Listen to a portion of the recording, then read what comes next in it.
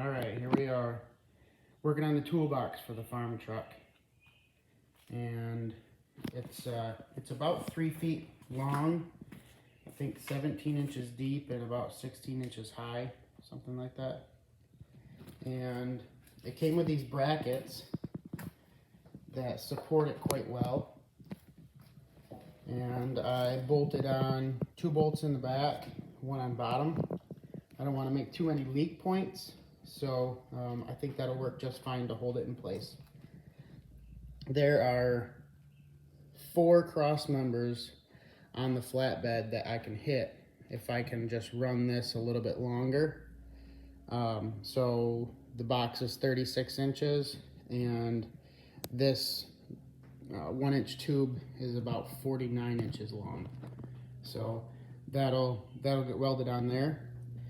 I've also got another piece right there leaning against the tire that will go across the bottom and hold the brackets square to each other, and then those will get kicker braces from some 1/2-inch square tubing back up to the flatbed itself.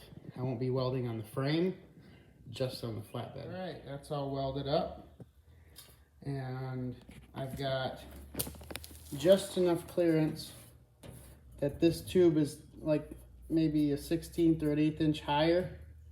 So once I get it in the truck and get this tacked in, I'll be able to unbolt the box and slide it out so I can get good welds all the way around. So here we are underneath the truck. We decided to move it as far forward and away from those tires as possible. We recently had a blowout on our camper and I could see how much that steel belt actually rips things apart. So the farther that aluminum can be from a steel belted tire, the better. We're going to basically square it up to this round corner here, to the inside of this, so that way a corner doesn't stick out.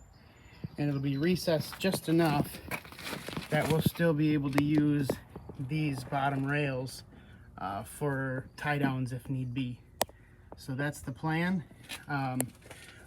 But this 1-inch square tubing just barely gets into that cross member support there. So I'm gonna notch 1 inch out of that, which is okay because this is solid welded all the way up to about 1 inch, and then there's a tack. So I'm gonna cut that 1 inch back, and that'll give me enough clearance that I will just be recessed under the deck and everything will look great. So here it is, all welded up. Threw some red oxide primer on there,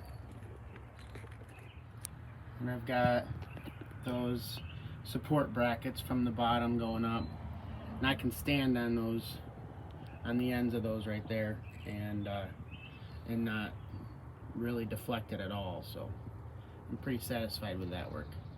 I've also got this this U strap that I welded all the way along the end of the flatbed. I do have 6 foot left that I could add to the back corner over there for side loading, but for now I can just deal with just this back piece. So I threw that on, gave it some paint, and it's good to go. I don't really think I'm going to be able to get to it before the next trip, but I'd like to mount a spare tire carrier, or maybe even 2 somehow right there, like the commercial semis go. Basically it's a U-shaped strap and then a L-shaped strap in the back of it. So I'll use probably 1.25 inch tubing or something like that, and get that on. And it's basically just a ramp that they slide into and hold in place, and then I'll throw a chain or something around it, or a locking cable. We'll see. All right, it's good and hot. Been plenty hydrated with my wheel horse water, and we have 1 load ready and strapped down for the big show. I have checked tires, I have wheel chocks, extra straps, some tools. I have a bottle jack on the way. The tires were anywhere from 36 to 73 pounds, and the max range on these load range F tires are 95 pounds. So I put them up to 85 each, and I have given everything a bath today, as you can tell.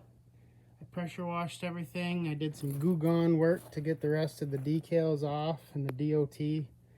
I've got some Not For Hire stickers coming, and otherwise this load is ready for the big show. Farm truck is ready to haul. I'm confident in everything except for the fuel gauge is not working. So we're assuming we're going to be able to get 150 to 170 miles per tank. It's a 22 gallon tank, and the auxiliary one is an 18, but I never did work on getting a transfer system figured out. So we're just gonna have extra fuel just in case something happens on the road. We'll have 10 or 15 gallons extra I'll stick up there, and that's that.